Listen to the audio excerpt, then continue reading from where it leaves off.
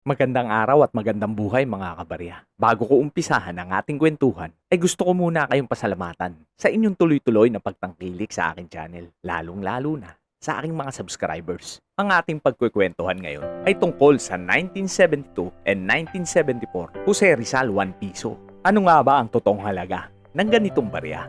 Dahil kung tayo ay magbabalik tanaw, ito ay nakontent ko na ang buong kwento ng 1972 and 1974, 1 piso Jose Rizal. Kung hindi nyo pa napapanood, panoorin nyo na lang. Lahat ng kwento tungkol sa ganitong barya ay ating pinag-usapan. Pero sa comment section ay marami pa rin nagtatanong kung magkano ba talaga ito. At meron pa nga na parang hindi naniniwala. Kaya ako ginawa ang ganitong content. Dahil ang gagawin natin ay hindi mismo sa aking pananaw at aking patutunayan lang ang aking ginawang kwento na ito talaga ang nangyayari sa kasalukuyan. Ang tunay na halaga ng ganitong barya. Aalamin natin sa mga sikat na online store ang kasalukuyang halaga ng 1 piso 1972 and 1974. Nandyan ang Lazada, Shopee, Carousel at syempre ang mga grupo sa Facebook ng buy and sell ng mga barya.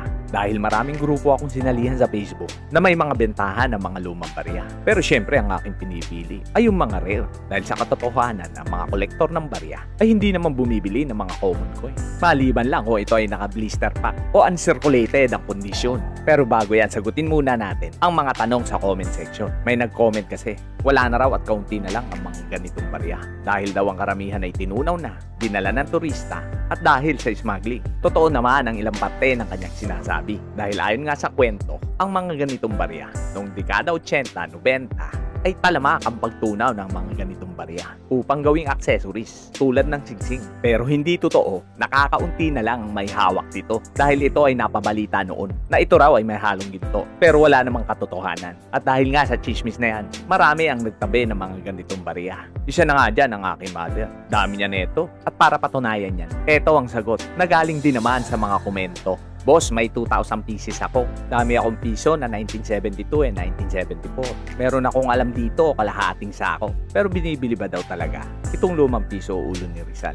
At marami pang iba, basahin nyo na lang. Pero bakit ba hindi nauubos ang mga ganitong barya? Kahit may mga tinunaw na at halos 5 dekada na noong ito ay ginawa. Panoorin nyo to para malinawan kayo. Ito ay ginawa sa US, sa Denver at sa San Francisco Mint. At sobrang dami ng mga nagawa ng mga baryang ito. Kung titingnan natin ang talaan ng numista, ang 1972 ay may mintage na 121,821,000 na may frequency na 81%.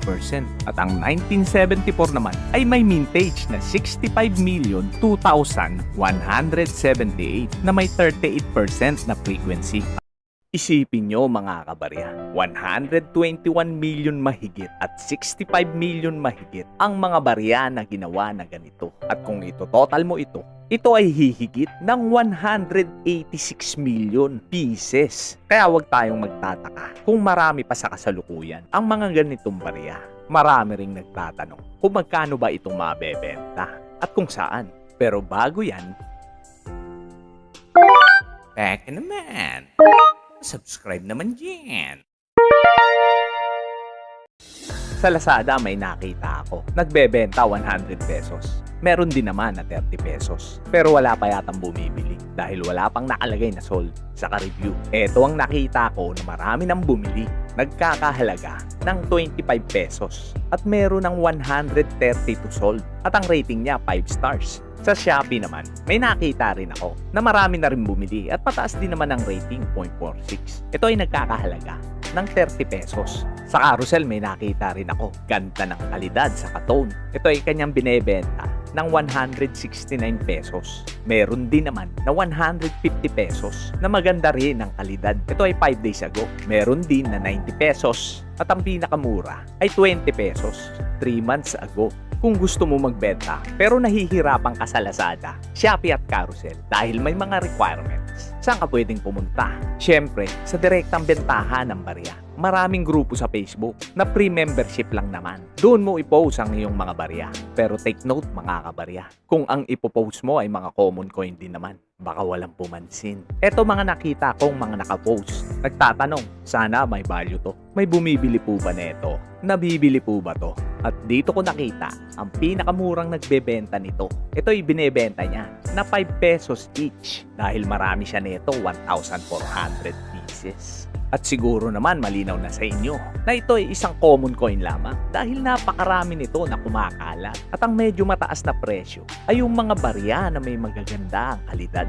I-recap natin mga kabarya para sa mga nagtatanong kung magkano ba talaga ang makatotohanang halaga ng 1 piso 1972 and 1974. Sa Lazada may mabibili ka 25 pesos, sa Shopee 30 pesos, sa Carousel 20 pesos, at sa mga grupo naman sa Facebook, ang pinakamababa na aking nakita ay mabibili mo sa halagang 5 pesos. Siguro naman malinaw na ang kasagutan sa karamihan na nagtatanong kung magkano ba ito mabebenta. May nag-comment pa, sa'yo na 30 pesos mo. Unang-una, wala akong sinabi sa nakaraang video na ako ay bumibili ng ganitong barya.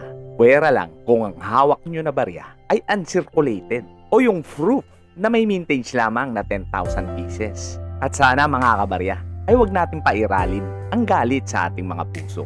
Sa halip, tayo ay mag-research. Itanong natin sa ating mga sarili, totoo ba talaga ang sinasabi ng vlogger na to? At yan naman ang ipinayo ko sa kanya. Mag-research po tayo mga kabarya. At sa aking channel, dapat laging good vibes lang tayo. Dahil nagbibigay lang naman tayo ng mga impormasyon na baka makatulong sa inyo. May nag-comment pa, di yan totoo. Sagot ko sa kanya, ano totoo? Mga kabarya, ako naman ay tumatanggap ng mga negatibong kritisismo. Pero dapat naman, ito ay suportado ng mga balidong rason. Malay nyo, may matutunan pa ako sa inyo. At meron din akong lilinawin sa mga nagdududa kung ako ba talaga ay bumibili ng barya. Abay syempre, ako ay bumibili dahil ako ay isang coin collector. Pero ang aking mga binibili ay yung mga barya na wala pa ako at yung mga barya na hard to find o mga rare.